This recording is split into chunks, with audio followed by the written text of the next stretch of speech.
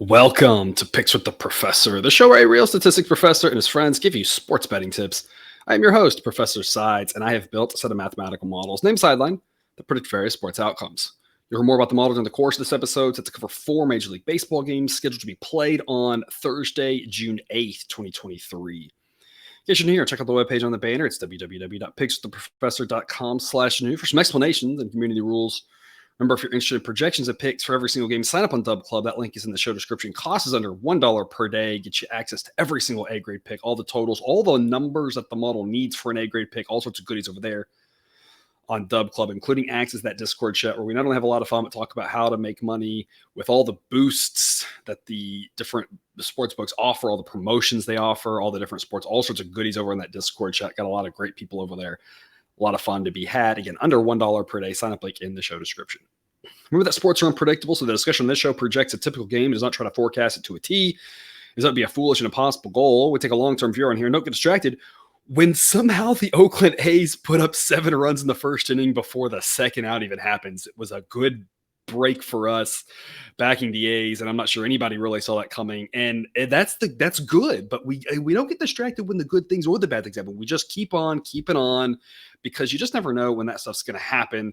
In other words, please understand that good and bad variance will occur. So as much as I'd like to say it'll be profitable every single day, that is an impossible reality for any gambler.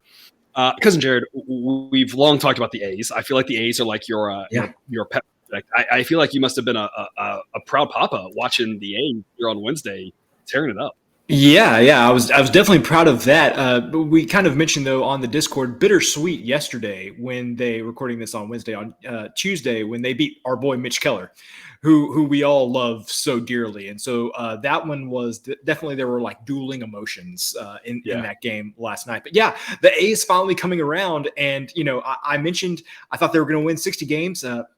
Don't know if they're going to win 60 games, but they may win 45 now, which is a vast improvement from when it looked like they were going to win about 30. It is. So who knows? Hopefully they can keep this up and we can continue to get, some huge plus odds value and they can come through for us more times than not. Cousin Jared, the A's, I think, are the bizarro Dodgers. They are either going to get blown out or they're going to win outright. And what I mean by that is that the Dodgers are the team that we always talk about. They win by so many games by more than 1 run. So if you're going to back the Dodgers, it makes sense to back them on the run line. The A's are like the other way around. You don't want to take them on the run line. They lost 3 games this weekend in Miami, all by more than 1 run. But the 4 games that they've been close in, they've won all 4 of them here in the last 10 days. They've won 2 of their last 3 series. So it's like they're either just going to win or they're going to get destroyed. And it's kind of like the Dodgers. They're either going to win big or they're going to lose, right? They're the bizarro Dodgers, it seems like. I can't believe we're here that the A's 2 out of 3 series wins, 1 against the Braves, who are one of the best teams in baseball, and 1 of them at the Pirates, who are respectable, including, like you said, a win over Mitch Keller. The A's are at least finally starting to look like that team we talked about all season long, where we kind of said there's going to be times where you just got to jump on the big plus odds because it's going to pay off, and that's what it's finally looking like. It was fun. It was fun. The model, we always talk about how the model has been a life giver, I feel like, for us. And I've talked about this, right? Before I had the models, like I was not a great sports bettor. You don't know what the price is. You don't know where's good value and that sort of stuff. And how the model, how good it's been. And it told us to fade the A's a ton. And we did that and we won money. And now it's every once in a while being like, maybe you should back the A's. And it's like the fact that the model can figure out the A's, like if you need any other proof that this model is worth its salt, it's that it's kind of figured out the A's, which is like a miracle. Yeah, definitely. I mean, any team that or any model that thinks it can figure out what the A's are doing, that's worth something, because that's like the definition of what you have a model for, is trying to assign a value to potentially one of the worst teams ever. Exactly. We were talking about a little bit beforehand. A grade sides here now. We are in week 11, 2 losing weeks, 9 winning weeks. So I mean, I don't know if you've been with us for a while, especially if you were with us last year for baseball, the back half of the year, you're like, yeah, I know, like this is just the way it goes. I'm still a little bit like in shock that it just continues to do so well. It's not that every week has won, but literally only 2 of the 11 losing weeks on the A grade plays has been incredible. Last year was such a roller coaster. This year's we've had a few moments like that where we talked about there were a couple days like that, but it's not quite been as crazy as last year. It's been more just plug and chug, and it's Yeah. been almost too easy. I don't know if you felt that way or not. No, I've definitely felt that way, and not too easy, but like, this is too structured. Like like it's always going up, and there's like you said, some of those daily ups and downs. But when you look at it week over week, it's just a lot of going up, and I'm kind of looking Yeah. the first half of last year where it was like, we're on a roller coaster. Which way are we going to be going this week? Whereas Yeah. it's kind of been up, up, up, up, and a lot more steady, and so that's a good feeling, Yeah. obviously. But you do kind of Oh wonder, yeah. where is it? When's it going to come? When are we going to just go on that roller coaster ride where it feels like everything goes completely wrong for 3 weeks? It Because just history tells us that is going to happen at some point. it does, and I'll never forget. Most people weren't with us back then. Back before I had a show 2 years ago, and I was posting just pics on Twitter, and there was like a 6 week stretch where I swear we had like 90% of our losses were like leads going into the seventh inning. And like that, we're just like over just a stretch where just like stuff happens and you're just like, it's good reads. There's just nothing you can do about it. We just Yep. haven't had that yet. Keep crossing our fingers so we can keep it going. It's been a lot of fun so far this year. And it's been good how consistently good it's been. And thankfully we're storing up all those units so that in case it does have that Yeah. bad, we'll still be okay. Yeah. Yeah. But it'd be fun if we could just avoid it, Yeah, well, if only we had Discord in the midst of that like terrible stretch a couple of years ago. What would Yeah. Discord have been like at that point? I can only imagine that we would have had a manifesto at that point of all the things that had gone wrong. Yeah, it would have just been a bunch of angry gifs, just Yeah. a bunch of 4-letter words of like, how does this keep happening? Because that was just one of the weirdest stretches, and hopefully that was a once a decade type thing and not a once a season thing. I Yeah. feel like, and I hope to be proven wrong. I feel like there's so many games in a baseball season and it's so long that everything that can happen in a baseball season happens every baseball season because there's so many games. You just can't avoid it. But I really hope that just crazy random. We just happened to be on every team that blew a game, like including teams that had good bullpens. I'm hopefully that was just reserved to 2 years ago and not going forward. Anyway, we'll get to today's slate here. We have an afternoon game, got some double headers. We'll kind of touch on briefly, and then some evening games, which is 50-50 for a Thursday. But before we get to it, some quick reminders. Please hit that like button if you're on YouTube. Also, if you aren't yet, please consider subscribing or following. It's free, and if you turn on notifications, you'll miss any of the college basketball, MLB, or college football content that this channel provides. The way I scale picks, A grade money line plays will return 4 units. That is the risk plus 1 will equal 4. B grades will return 3. C will return 2. You'll see all of that on the screen. Just letting you know how I scale things out. You can scale them however you want, but I kind of like this way. It's a little bit more of an advanced technique rather than flat betting, so it kind of determines how much to put on each pick rather than just flat betting. But again, with the scaling with the picks, as always, take what you like and leave the rest. Going to start off here. 12:30 p.m. Eastern, Dodgers at the Reds. Clayton Kershaw just keeps chugging along. Somehow at this point, still one of the best pitchers in baseball. Props to him. I don't really have to say much. 3.25 ERA, underlying metrics say that's pretty spot on. Just a fantastic pitcher still. The Reds hit lefties well, but they're going to be up against it with a guy of Kershaw's caliber. The Reds will throw Graham Ashcraft, who's been absolutely terrible this year. 6.64 ERA. Now, the advanced metrics say it's probably not that bad, maybe more mid-fours, but he's going to have a hard time against this Dodgers offense, even if he is closer to a league average pitcher, which he hasn't been yet this year, but the model still thinks he's close to league average. This Dodgers offense should have a field day. We're also talking about an afternoon game in Cincinnati, wind blowing out at almost 10 miles an hour, great hitter conditions. I'm just going to be riding most of these Reds overs here in the summer until the books start hanging numbers similar to Coors Field. I'm on the over 10. I'm on the also on the Dodgers at minus 198 A grade pick. Model says it should be Dodgers minus 230. They went almost 70% of the time. Anything minus 205 is or better is an A grade. I love both of these picks. Cousin Jared, are you able to decipher which one you like more? No, I'm not able to decipher which one I like more. And usually I have no problem deciding if I'd rather be on the side or the total. But this one, I love both sides here as well. I think the Dodgers are just priced way too low. But what caught my attention was this is like the perfect setup for a ton of runs. As you mentioned, Ashcraft has not been good going up against that Dodgers offense. You've even got like as the cherry on top, you've got the wind blowing out in Cincinnati tomorrow. And then we've talked about many times, this ballpark this time of year can just put up a lot of runs. So I don't know if I've done this the entire baseball season, but this is one where I think you need to be on both the side and the total here. I think you need to be backing the Dodgers, like you said, at any number, maybe minus 205 or better. And then the over 10, I mean, that number is just too short. This needs to be like closer to like 11 or 11 and a half, if you ask me.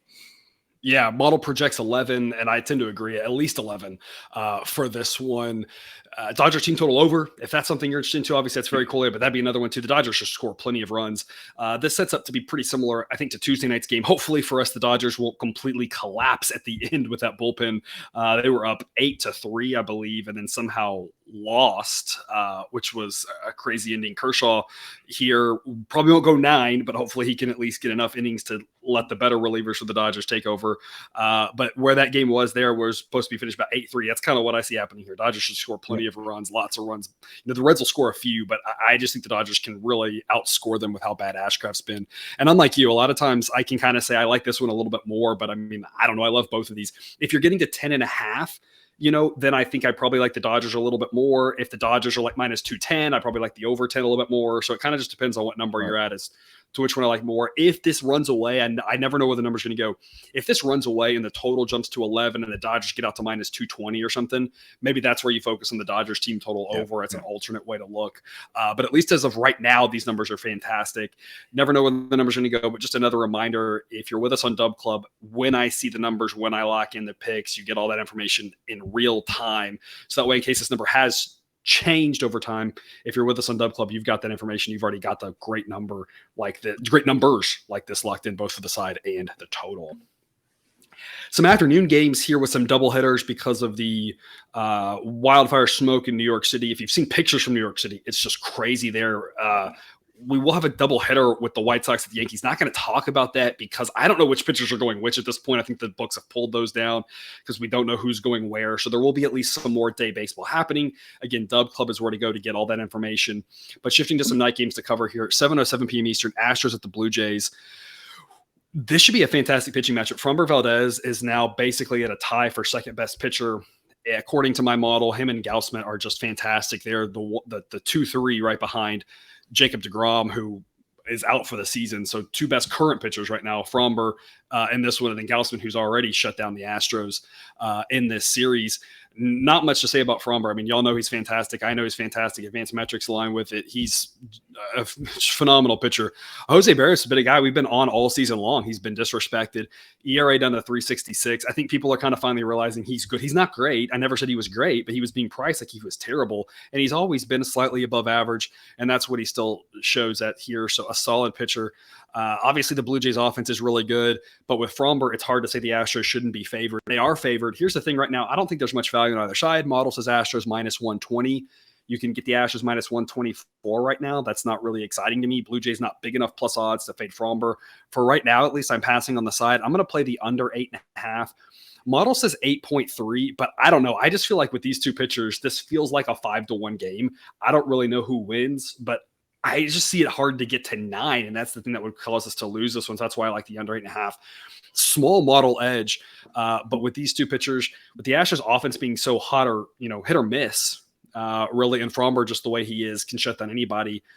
It just feels like an under spot. I'm surprised this number wasn't 8. That's where I would have hung it. So the fact that we get a win at 8 rather than the push, I think under makes a little bit of sense here for this game. Because Jared, what do you think? So I was actually going to say, my initial thought when looking at this game was, why would I not be backing the Astros here? But having a chance to back Framber, that just seemed like too easy. And I was thinking, I was kind of like you. Barrios is he's been fine this year, but nothing to write home about. Seems like a short number like minus 124. I'd want to back the Astros. I started looking at Barrios's numbers, and after his second start of the season, his ERA was 11. His FIP was 3.08. And his FIP is still sub 4 at this point, which is pretty good. His ERA has come down every start since he started the 1st of May. His ERA was 5.5. It's come down, like you said, all the way to 3.5 at this point. His FIP has gone up, but it's still sub 4. He's been pitching really well as of recent. And so I think I agree with you. I think I would lean towards going under 8.5. As much as I want to back the Astros with Framber on the mound, I tend to come to the same conclusion after looking at Barrios' stats that this does feel like a 4-2 game or something like that. And I don't have to worry about, who's going to come out on top. Just hope that there's not very many runs scored. As an aside, what happened to Alek Manoah? I mean, that inning that I had to watch, that third of an inning I had to watch with him against the Astros earlier this week was just it was painful to watch. Like even as an Astros fan, like at one point it was like, man, this is very, very painful to see somebody like fall apart this completely. And the fact that he was optioned all the way to like the Florida Rookie League is just like, I don't know. Clearly he had some problems and they're trying to get him fixed. But man, that was just really, really tough to watch earlier this week. Yeah, my personal opinion on this, I think it's the weight.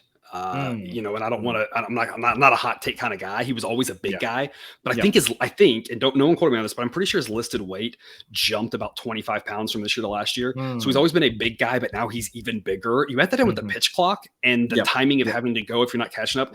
It's one of those things where I think there's some guys, and his teammate Vlad, little Vlad is kind of the same way. He's had some weight issues.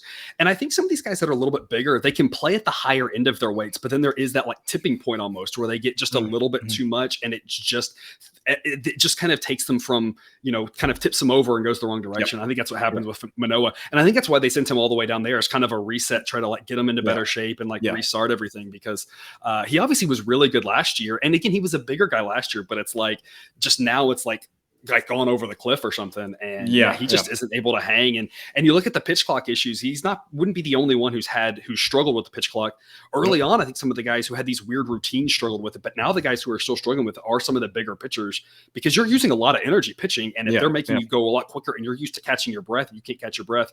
I personally know this. I'm not in great shape myself as a pitcher. Even when I have to sprint to first base, when I'm pitching my old man league, I need call timeout and catch my breath, because I'm like, I feel like I can't pitch for the whole next batter. So it's like the same thing happened here. And these guys are obviously in better shape than I am. They can at least run to first base, but it's like, it just spirals. And then they get these big long innings and then they can't get out of it. And that's what happened to Manoah, was that just like, just couldn't get out of it. But it's just a crazy story of how good he was last year to this year. Thankfully, the model started fading him early on this season. We made a pretty good penny off of fading him this season, which has been a lot of fun.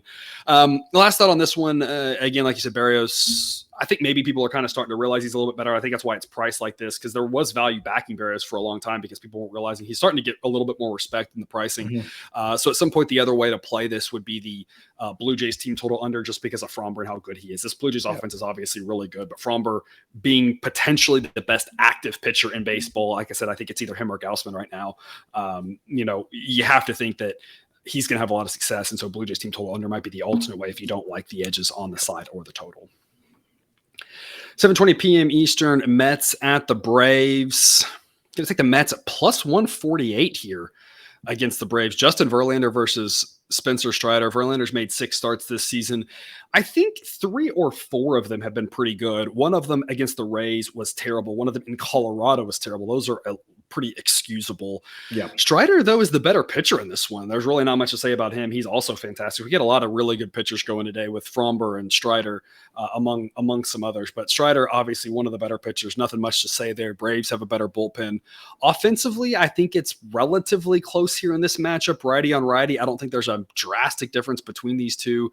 Bottom line on this one, I think there's just a little bit of value. I think the Braves should be favored, but I think the Mets have a chance to pull this off. Anytime you have a guy like Verlander at big plus odds, it's kind of hard not to jump on him and just say, hey, as good as Strider is, Verlander has beaten just about every pitcher in the game of baseball at this point. It seems like he's up there with like Greinke with the number of batters he struck out. It's like he struck out everybody in the game, it seems like, at this point, with how well he's pitched for how long. He could absolutely just kind of win this game. And so I think there's a little bit of value here on the Mets. Total, I'm passing on the total. 8.5 is the number. Model says 8.3. Under would be the way I would look with these two pitchers. The fear here is that it's going to be a relatively warm night in Atlanta, low 80s to start, and the wind will be blowing out at 5 to 10 miles an hour. So the conditions aren't amazing for an under. If I had to play it, I would play the under, but I think the Mets might win this one. I mean, plus 148 seems good enough to take a stab at. Small investment. Cousin Jared, what do you got? Yeah, so my first thought was, why are we not taking the under when you've got Strider and Verlander on the mound? But then I remembered that the Mets bullpen is not exactly fun to play with. I don't know if I've said this all year. This might be something where I would look at like the first 5 innings and potentially look at an under there, just saying, hey, if I get 5 good innings from both Verlander and Strider, that probably flies under whatever, I don't know, maybe like 3.5 or 4. I don't know what number you would get on the probably first 4. 5. Yeah. So, okay. So if it's a 4, like I like that, you got a lot of push protection there at 4. If it was 3.5, wouldn't like that nearly as much. Obviously would love 4.5. So anyway, I think I would, I mean, I see your logic getting the plus 148 on the Mets with Verlander on the mound is good value. I can't tell you no. I think I would equally say go under whatever the current number is here, but I think I would probably wait until the first 5 market comes out and see what I could get on the first 5 innings, because that you just got to feel good about that with Strider and Verlander both going. Yeah, I absolutely agree. The first 5 market is not out yet. So as of the time of this recording, we can't tell you the number. It might be 4.5, to be honest, given a total of 8.5. I think it would be 4 or 4.5. And I'm with you. I think either one of those numbers, I'm happy to go under.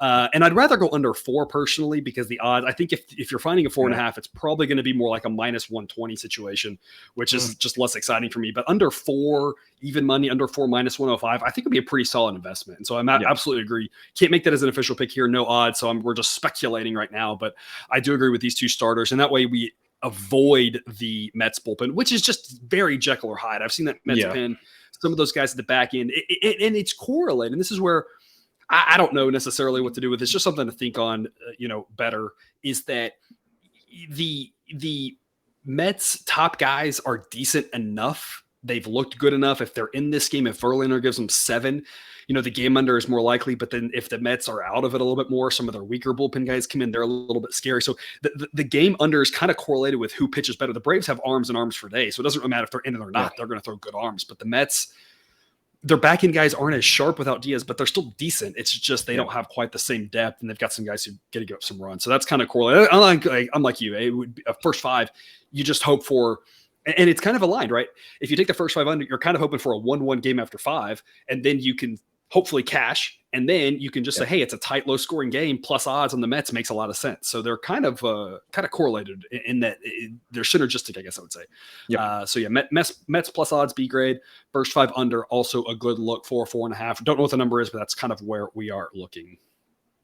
And then a late game here, 9:38 p.m. Eastern, Cubs at the Angels. Going to take the Angels as a B grade. I'm going to take over 9 as well. Got a little double dip here to wrap up your Thursday night. Model says it should be Angels minus 137. Anything minus 124 or better is an A grade. Talked about the Cubs recently hitting lefties better, and that if the Cubs are playing a lefty, might be, you might want to look at them. Here's the thing, and the reason why we're not backing the Cubs against a lefty in Reed Detmers is that the Angels are also right-handed heavy and fare better against a lefty, which is what they're facing in Drew Smyly. And the bottom line is I think Detmers is just a much better pitcher than Smyly. I'm not so sure why the Angels aren't bigger favorites here.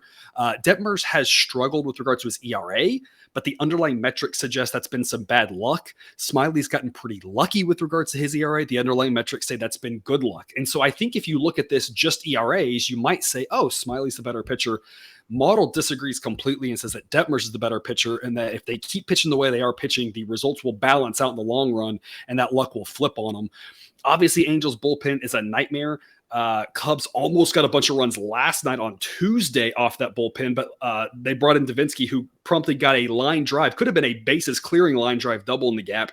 Instead, the shortstop snags it, gets a double play to end the bases loaded jam. So Angels bullpen stuff. So you might look first. Angels first 5 would never be crazy. Anytime the Angels or Rangers are involved, I never think first 5 is a bad luck with those bullpens. Right. So that's another way you could look, but minus 130 for the full game still seems like a good pick. And then over 9, model projects 10 on this one. Wind will be blowing out pretty strong. Anaheim's a hitter-friendly ballpark. I don't trust the Angels bullpen. I don't really trust the Cubs bullpen. Cubs against a lefty are going to score. Angels could score off of almost anybody. This just sets up to be runs. It's a little juicy, but 9 is just a gift. The fact that we can get over 9 in this game, in my opinion, we'll talk about which one we like more. Personally, I like the over 9 more than I like the Angels. I think the Angels are a smart play, but the over 9 just seems way too easy in this one. I'd be shocked if we didn't get at least to double digits. Cousin Joe, what do you got? Yeah, you mentioned that earlier that we're on week 11 now. I find it improbable that Reed Detmers is somehow only 0-5, and his ERA is above 5 when his FIP is 3.5. I mean, This guy, the results have just not been there. I don't think reflect how he has actually pitched this year, and I think that is reflected in the line. How you get that, they're just smaller favorites than I think they should be. But I agree with you. I love the over 9 here. The Angels are in top third of the league in runs scored, and they are bottom third of the league in runs allowed. Sometimes it's as simple as that. Yeah. The Cubs can play some low-scoring games, but if you go back and look at those, quite a few of those happen at Wrigley whenever, maybe they've got some favorable wind and stuff. They came off a series last weekend where they didn't allow many runs, but that was against the Padres, San Diego, another place that's kind of hard to score. So yeah, I love the over 9 here. Definitely the side I would pick, but completely agree with your assessment that I think Detmers has some value, that his superficial stats aren't, kind of showing right now. Yep, absolutely. I think that's why we're getting value on this, is because people are looking at the pitchers and not realizing that the ERA doesn't tell the whole story, that Right. Detmers is actually projecting to be the better pitcher going forward. I mentioned this yesterday, but something else to keep an eye on here. Because we like both the Angels and the over, if you're a run line better, the plus odds on the Angels run line would be an enticing pick too. If you like some of those plus odds with a higher scoring game, it's more likely that you get an Angels 6-4. I think they won Tuesday 7-4. That's a more likely scenario. If it's a lower scoring game, the plus 1.5 adds some value. The Angels minus 1.5. I'm not personally playing it because I think minus 130 is good enough. I don't like to be too risky of a gambler, but if you like the plus odds, Anaheim on the run line, maybe sprinkle a little bit there. It makes a little bit of sense too, because I think there's going to be a lot of runs in this game, and that makes it more like those Coors Field games where it's harder to win by 1 simply because there's just runs everywhere, and you're more likely to end up kind of accidentally winning by 2 or 3 or 4 or whatever because there's runs all over the place, and that's what I expect here. I just think the Angels are going to score a lot on Smiley. Another way, of course, Angels team total over. Another way to look at it is I just think that people are looking at him thinking he's decent, and I'm just not sure that's the case. I think the Angels in that park, wind blowing out, favorable against the lefty, they should be able to put up both LA teams, Angels and Dodgers, should be able to put up as many runs as they want. Yeah, I was about to say this perfect. You talked about the run line there. I feel like this comes back to the Dodgers as well. If that line goes up and gets to like minus 220 or minus 225 or something, sure, take the run line at that point, because same thing that we just talked about. There's going to be a lot of runs in that game as well. Or just also take the run line because it's the Dodgers. And why wouldn't you, right? I mean, at this point, do I have to say it? Like, we should all be taking the Dodgers run line when we're taking the Dodgers. So, I mean, like, let's loop back to that. 12:35 p.m. Eastern, right? We're taking the Dodgers. We're also taking the Dodgers run line, right? I feel like maybe I shouldn't. I feel like I shouldn't have to say that, but thank you for the reminder, because I feel like we should just all be on the same page here, that it's not going to, there's no locks in gambling, right? But a lot of runs, liking the Dodgers. They seem to win. When they win by a lot. We've kind of been the theme of the day. So a Dodgers run line also a way to play. So a lot of good picks here today. And again, more picks to come on Dub Club. Once we know more about the pitchers and the double headers, there's still a few games that have lines. So we've kind of covered most everything here that we have information on, but more to come on Dub Club. So sign up, link in the show description, under $1 per day. Cousin Jared, any parting words? Somebody asked me in the Discord today what I thought about a Big 12 football team and their win total for the season.